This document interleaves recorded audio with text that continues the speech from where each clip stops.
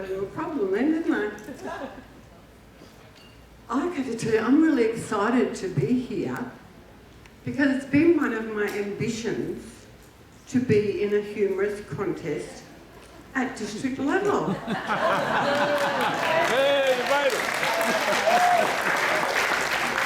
All I had to do was show up. Wow. I don't know about all this talk. Welcome to the humorous contest, about which is the most important, which is the most difficult, which is the most meaningful. The thing about the contestants today is they have to do everything that everybody else has done, and they have to make you laugh as well. So I think it's a really tough gig, so I hope that we're going to give them lots of love, right? Excellent. Now, I have a little script here, and it's very dark over here, dark little corner. So, ladies and gentlemen, welcome to the Humorous Speech Contest. The subject of each humorous speech has been selected by the contestant. Contestants must prepare their own speeches, certified in writing to the Chief Judge. Any quoted material must be identified during the speech presentation. It is a speech with humour rather than a series of one-liners. The procedure for the humorous speech contest is for the contestants to present their speech in a time of 5 to 7 minutes. All contestants will speak from the same speaking area. I think you know that during the presentations you're not allowed to move around the room, you're not allowed to leave the room, you're not allowed to come back in the room, whatever you're not allowed to do, you're not allowed to take photos, and of course nobody's got their mobile phone turned on, have they? They wouldn't dream of it, right? And I think you all know by now that as each contestant finishes their speech, you have to be quiet for 1 minute while the judges do their adding up. Now we've drawn for the speaking order, and I'm lucky because nobody needs me to spell their names out. The first speaker will be DalePerkins. The second speaker will be D. Douglas.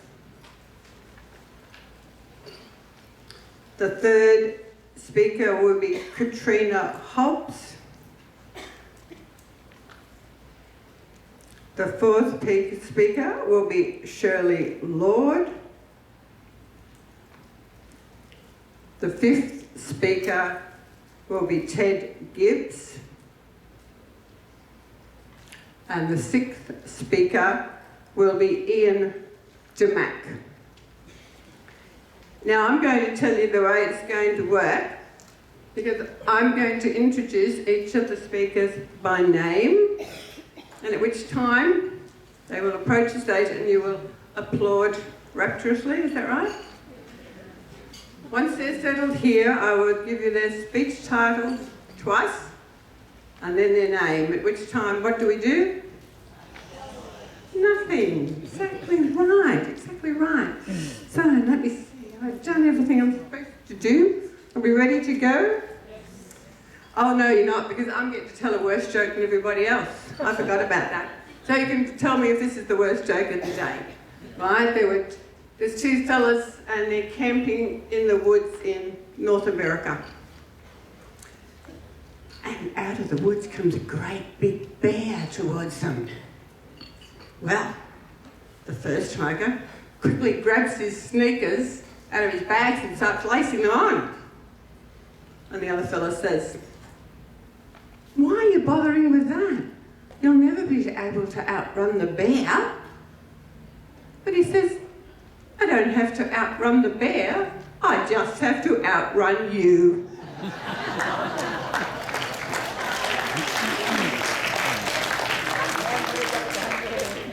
So was that the worst one? No, it wasn't the worst one? Okay. Okay, I think we're ready to go. Mr. Chief Judge, are we all ready? Excellent. What have I forgotten? We've got 6 contestants or 7? Beg your pardon? We've got 6 contestants or 7? 60. 6 contestants or 7? Oh, 6. Oh, there's one there. I don't know where that mysterious name came from. She's in the, she was in table topic. The second from the bottom one, there's only 6, yes, sorry, no. They've got the original list that I had and there's 7 names on it. Sorry, yes, you're right. Could you please help me welcome our first contestant, DalePerkins.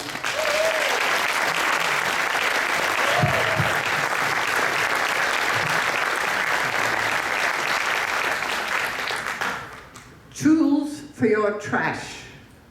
Tools for your trash, DalePerkins. Ladies and gentlemen, boys and girls, contest chair. Your brains are very much like trash cans. Some trash cans have their lid on all the time, and I can tell you now, there ain't no trash going into a can with its lid on. We call these closed minds. There ain't no new information going into a closed mind, and this is obviously a problem. On the other hand, some bins are absolutely overflowing, and you can't tell your wet waste from your recyclables. Now, we all know someone a little bit like this. They're usually a little bit gullible. They're a little bit too open-minded. And in fact, a famous professor once said, it is really important to keep an open mind, but not too open or your brains might fall right out.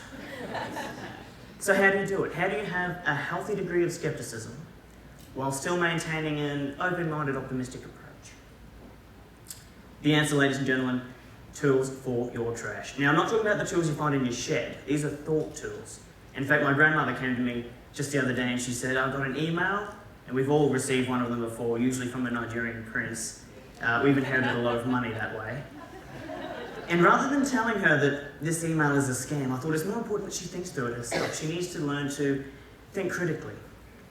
So I said, Grandma, how do you know that that email was written by a prince? She thought about it for a minute. It was written by a prince because it said so in the email. All right, Grandma, well done. How do you know that that email can be trusted? She thought about it. I can trust it. I can trust the email because it was written by a prince. Princes don't lie, you know, they go to jail for that. Okay, so the prince, you know it's written by a prince because it says in the email, and the email could be trusted because it was written by a prince. But how did you, prince, the email, prince, and she had this circular reasoning going, ladies and gentlemen, where A proves B proves A, but they're both wrong. So the golden rule, if you take home one message today, let it be, don't listen to any of the other contestants, let it be this. Circular reasoning is bad because it's not good. And it's not good because it's bad, ladies and gentlemen. Another popular argument that people use is what's called the argument from popularity. This is, in fact, rather than telling you, let me show you, right? Let's have a raise of hands. Who here owns a Microsoft computer? If you have a look around the room, that's quite a lot of you. Who here owns a Mac computer? Alright, still a fair few, but not so many. And who here doesn't know the difference, but you don't want to be left out, so go on. There, we've got a few. Well, don't be shy. Well done. So it was obvious that most of the room here owns a Microsoft computer. If I was using the argument from popularity, I could make a claim like this. 90% of people own Microsoft computers. Therefore, Microsoft computers are the best. Ladies and gentlemen, if the argument from popularity worked, the world must have been flat in the 16th century BC. 100% of the population held that view. How could so many people be wrong? Being popular doesn't make you right. So when you hear the argument from popularity, slam your lid shut. Don't let it in your trash. If you do, you run the risk of being fooled. Now, my third tool for my trash isn't so much a thought fallacy, it's more of a quick check that every one of us can do at any time whenever you hear any claim. Ask yourself, is this testable? What does that mean, testable? I could make a claim that I am a male. You can test this. You just have to take a look at my birth certificate. What would a non-testable claim look like? Well, that would be something like you would get out of The Last Exorcism. Who's seen that movie? Not many of you, fantastic, don't rent it, it's not spectacular. It only takes about 6 minutes for the main character to say this. We're not dealing with a ghost, oh no. We're dealing with a demon.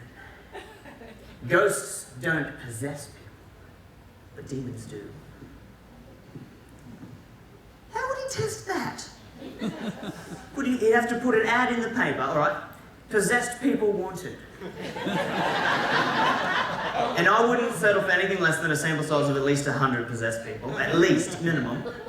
And even then, all you can do is survey them. Alright, so you're a ghost or a demon? Ghost. One for the ghost. A ghost or demon, sir? Ghost. Looks like it's case closed, it's gonna be all ghost. Ghost or demon, sir? Demon. I know he could be a ghost, I just pretending to be a demon.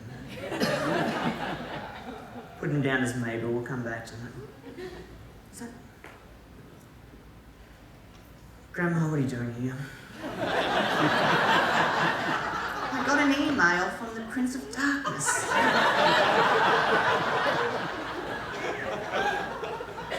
Checking for testability. It's not difficult to do, and you can do it anytime you hear a claim.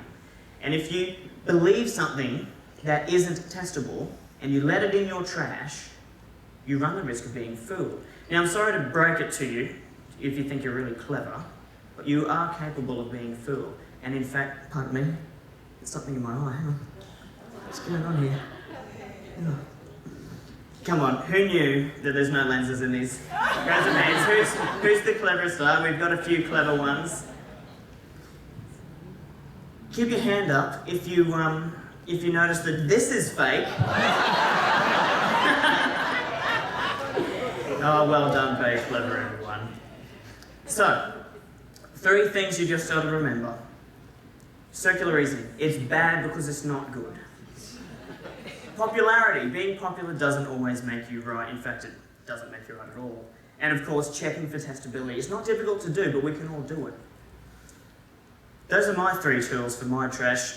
I encourage you all now, and in fact this is your homework, find a 4th tool. Come up with it yourself. They're not difficult, you just have to do a bit of research or a bit of thinking.